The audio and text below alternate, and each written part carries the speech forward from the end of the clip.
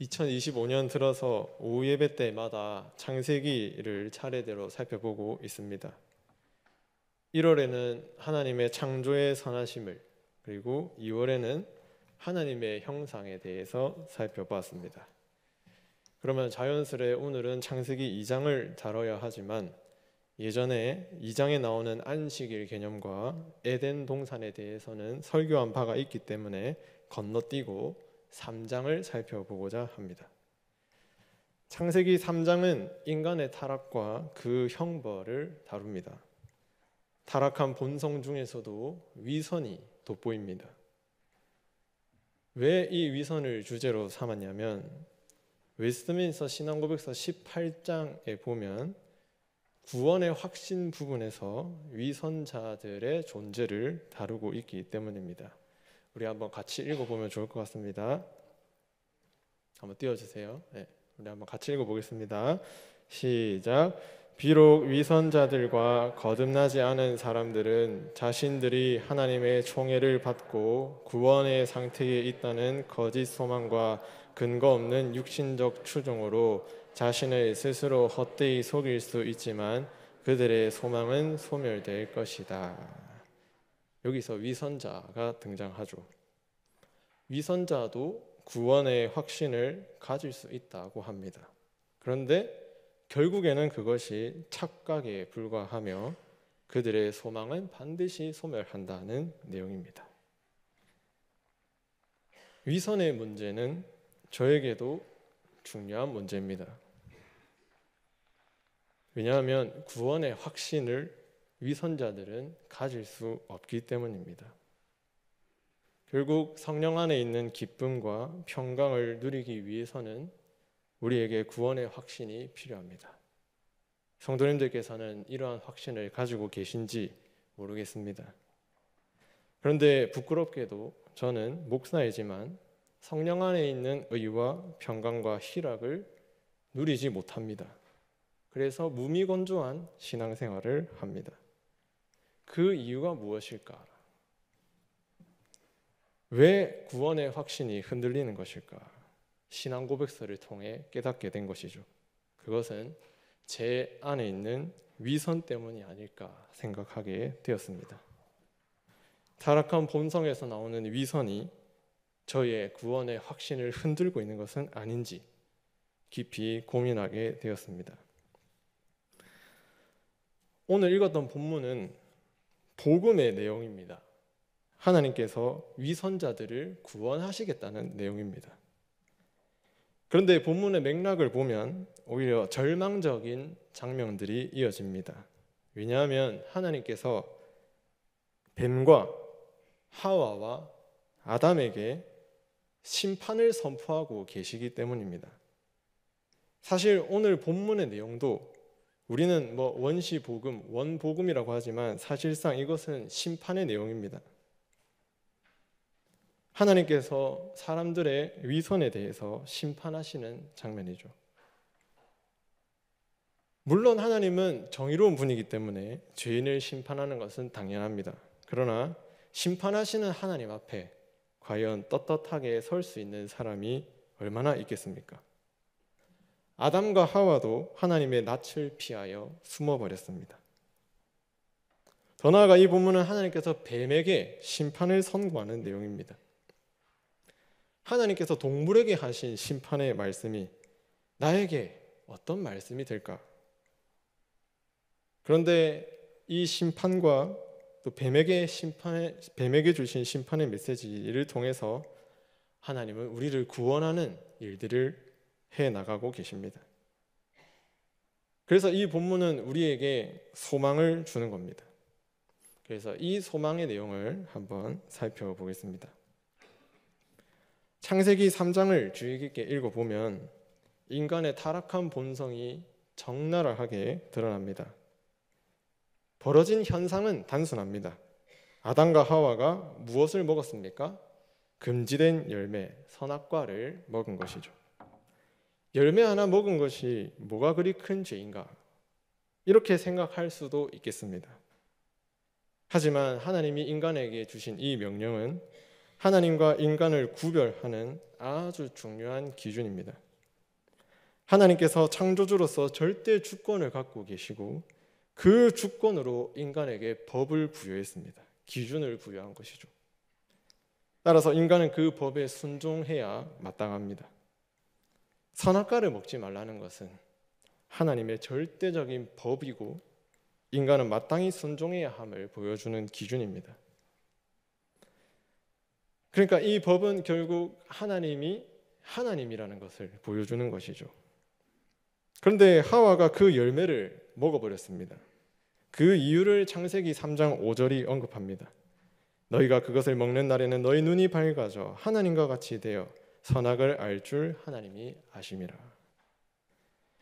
이것의 핵심은 하와가 금지된 열매를 먹은 이유는 하나님과 같이 되고자 했기 때문입니다. 이것은 하나님으로부터의 독립을 가리킵니다. 구체적으로는 하나님이 주신 법으로부터, 기준으로부터 벗어나는 것이죠. 하나님은 인간을 창조하셨을 때 하나님의 법을 따르는 존재로 창조하셨는데 아담은 그것을 오해한 것입니다. 오히려 하나님이 나에게 법을 주신 것은 하나님이 나를 억압하고 속박하려고 한다고 착각한 것이죠. 하나님의 법으로부터 벗어나는 것이 참된 자유이고 행복이라고 여겼습니다. 그런데 법을 따르는 것과 자유가 분리된 것 같지만 사실상 하나임을 우리는 경험을 통해 알게 됩니다. 성도 여러분, 신호등이 빨간불일 때 건너지 않아야 한다는 법을 따르면 거기에 뭐가 있습니까? 우리의 안전과 우리의 행복이 따라오게 됩니다. 물고기는 물속에서 살아야 한다. 그리고 물에서 사는 것이 행복하다는 질서를 위반하면 어떻게 됩니까? 물고기는 자유가 아니라 불행하게 될 것입니다. 이렇게 법과 자유, 법과 행복은 상반된 개념이 아니라 하나인 것이죠. 밀접한 관련이 있는 겁니다. 그런데 인간은 그 하나님의 법과 행복을 벗어나서 자기 자신이 법이 되고자 했습니다. 하나님의 절대적 통치를 거부한 것입니다. 그래서 하나님은 아담의 잘못을 추궁하셨습니다. 네가 어디 있느냐 물었습니다. 하나님이 아담이 어디 있는지 몰라서 이렇게 물어보셨을까요? 그게 아니라 선악과를 먹은 것을 알고 계시기 때문에 회개할 기회를 주기 위해서 물은 겁니다. 네가 어디 있느냐? 그런데 아담은 내가 하나님의 낯을 피하여 숨었나이다 라고 했죠. 그래서 하나님은 보다 구체적으로 아담에게 말씀하셨습니다. 내가 내게 먹지 말라 명한 그 나무 열매를 내가 먹었느냐? 여기서 아담이 보여야 할 태도는 무엇입니까? 사실 간단합니다. 잘못했습니다 라고 말하면 됩니다. 그런데 아담은 복잡한 태도를 보입니다. 아담은 그 책임을 하와에게 전가시켰습니다. 하나님이 주셔서 나와 함께 있게 하신 여자 그가 그 나무 열매를 내게 주므로 내가 먹었나이다. 그리고 하와는 그 책임을 뱀에게 전가했습니다. 뱀이 나를 꿰므로 내가 먹었나이다. 궁극적으로 그들은 하나님께 책임을 전가시키고 우리가 선악과를 먹은 것은 하나님 때문입니다 라고 고백한 것과 다름이 없습니다. 여기서 인간의 타락한 본성을 보게 됩니다. 바로 위선입니다. 자신의 죄를 인정하지 않으면서도 하나님과의 좋은 관계를 유지하려는 태도이죠. 이사야 선지자는 위선에 대해서 이렇게 기록해 두었습니다. 이 백성이 입으로는 나를 가까이 하며 입술로는 나를 공경하나 그들의 마음은 내게서 멀리 떠나나니. 위선이란 겉과 속이 다른 것을 넘어서서 자기 내면의 죄를 감추면서 겉으로는 의로운 척하는 것을 가리킵니다. 구체적으로는 하나님과 멀어졌으면서도 신앙적인 겉모습을 유지하며 살아가는 것입니다. 아담의 관점에서 추론해 보면 그는 하나님의 법을 어겼으면서도 스스로 의롭다고 여겼을 것입니다. 자신의 벌거벗었음을 알았지만 그 수치를 감추고 숨기기 위해서 다른 사람에게 책임을 전가했습니다. 끝까지 잘못했다고 인정하지 않았습니다. 이런 아담의 위선은 이스라엘 백성들의 역사 속에서도 반복되었습니다.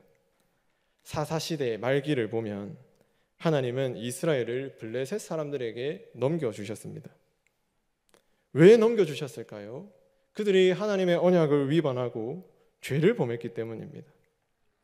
그런데 사사기에서 반복되는 구조는 다들 아시다시피 반역, 그리고 하나님의 보응, 회개, 구원, 이 네 가지 패턴을 따릅니다.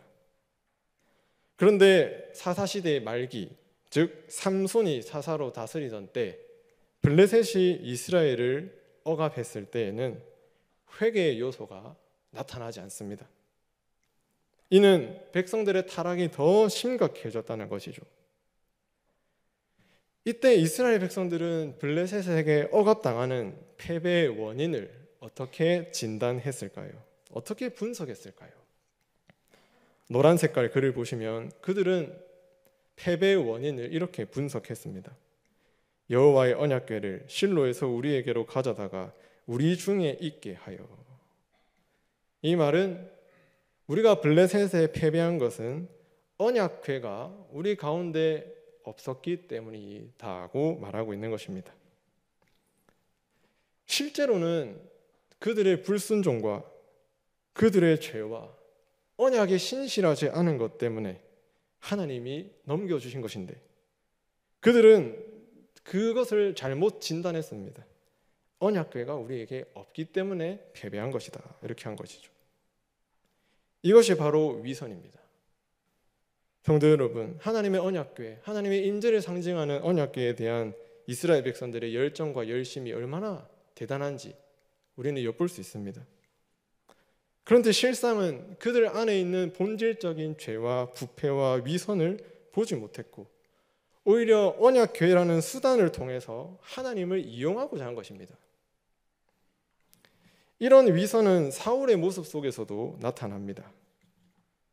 사울은 사무엘이 오기까지 제사하지 말라는 하나님의 말씀을 어기고 급박한 상황을 돌파하고자 성급하게 제사를 드렸습니다. 이때 사무엘이 와서 책망하자 상황이 어쩔 수 없었다는 이런저런 핑계를 대었습니다. 또 하나님께서 아말렉의 모든 것을 진멸하라고 명령하셨을 때 그는 모든 것을 진멸하지 않고 아각 왕을 사로잡았고 양과 소의 가장 좋은 것을 남겨놓았습니다. 이때 사무엘이 책망하자 사울은 어떻게 변명했을까요? 사무엘상 15장 15절에 보면 사울이 이르되 그것은 무리가 아말렉 사람에게서 끌어온 것인데 당신이 당신의 하나님 여호와께 제사하려 하여 양들과 소들 중에서 가장 좋은 것을 남기며 그 외의 것은 우리가 진멸하였나이다. 이 핑계는 결국 진멸하라는 하나님의 말씀을 어기고 불순종해놓고 무엇을 변명하는 겁니까? 이렇게 남긴 것은, 좋은 소와 양을 남긴 것은 하나님을 예배하기 위함이다는 핑계를 대고 있는 것입니다. 하나님의 명령을 어기고 자기 안에 있는 죄를 감추기 위해서 겉으로 무엇을 포장했습니까? 나는 하나님께 예배하기 위해서 종교적인 열심을 가지고 자신을 포장한 것입니다. 이것이 바로 위선입니다. 자신의 죄를 감추기 위해 여호와에 대한 열심으로 자신을 포장한 것이죠. 위선자는 자기 죄를 감추기 위해서 그 책임을 다른 사람에게 전가시킵니다. 이것이 죄를 범했던 초기 사람에게 나타난 결과입니다. 그런데 오늘날 우리 사회도 다르지 않아 보입니다. 부모와 자녀 사이에 갈등이 있을 때 부모는 버릇없는 자녀에게 책임을 전가합니다. 자녀는 이렇게 키운 부모에게 책임을 돌립니다. 부부 사이에서도 비슷한 패턴이 나타나죠. 남 탓하는 겁니다. 또한 사회에서 경영자는 회사의 실적이 좋지 않으면 그 책임을 누구에게 돌릴까요? 직원들에게 돌립니다. 직원들이 게을렀다는 것이죠. 또 직원들은 경영진이 무능했다고 비난합니다. 정부는 국가의 경제가 어려워지면 국민이 소비를 안 했다고 하면서 국민들에게 책임을 전가합니다. 또 국민은 정부의 정책이 잘못됐다고 비판합니다. 서로가 서로에게 죄를 전가하는, 책임을 전가하는 사회입니다. 문제가 무엇입니까? 서로에게 책임만 돌리고 정작 책임을 지는 사람은 없다는 것입니다.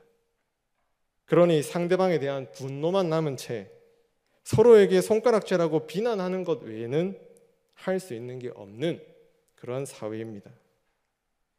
죄의 본질이죠. 바로 위선입니다.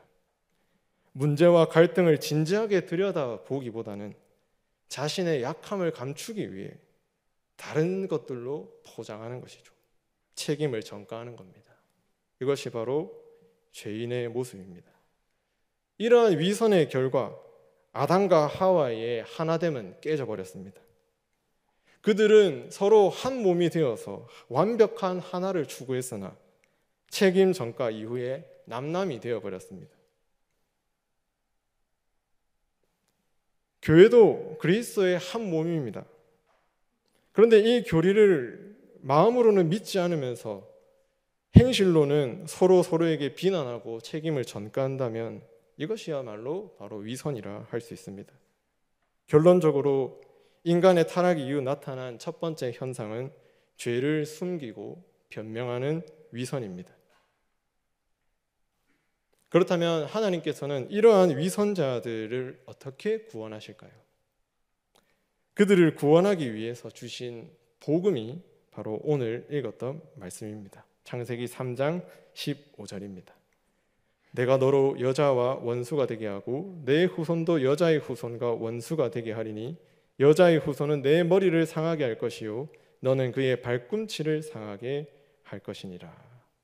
비록 이 말씀은 뱀에게 주신 심판의 메시지이지만 하나님은 이 심판을 수단으로 삼아 위선자들을 구원하려는 원대한 계획을 세우셨습니다.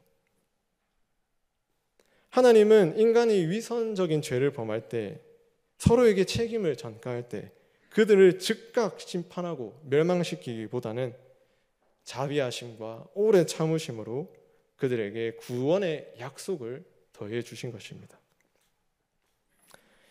창세기 3장 15절의 의미가 무엇인지 몇 가지 살펴보겠습니다. 첫 번째로 하나님은 인간을 죄로부터 분리시키셨습니다. 내가 너로 여자와 원수가 되게 하겠다. 이 약속은 뱀과 하와가 원수가 된다는 말입니다. 그런데 여기서 원수라고 번역된 단어는 적대감 또는 적개심으로 번역될 수 있습니다.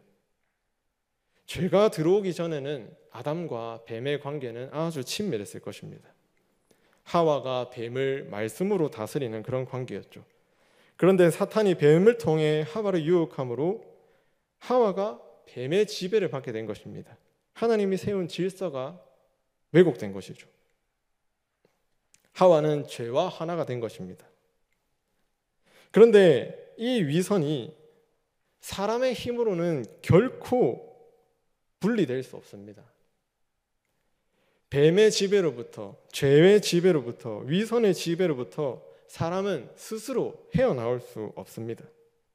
그리고 타락한 죄인은 자신의 죄와 위선을 미워하기보다는 오히려 그 위선을 가지고 다른 것들을 이용하려고 하죠. 자기 안에 있는 위선을 볼 수 없습니다. 오히려 자기 합리화를 하고 포장합니다. 그런데 하나님이 직접 나선 것입니다. 뱀과 여자 사이에 적개심을 두셔서 하나님이 친히 인간을 죄로부터, 위선으로부터 분리시키고자 하신 것입니다. 죄의 분리, 위선으로부터 분리는 누구에게 달려 있습니까? 바로 하나님께 달려 있는 것입니다. 하나님께서 말씀과 성령을 통해 우리에게 빛을 비추실 때 비로소 우리는 위선으로부터 자유를 얻게 될 것입니다.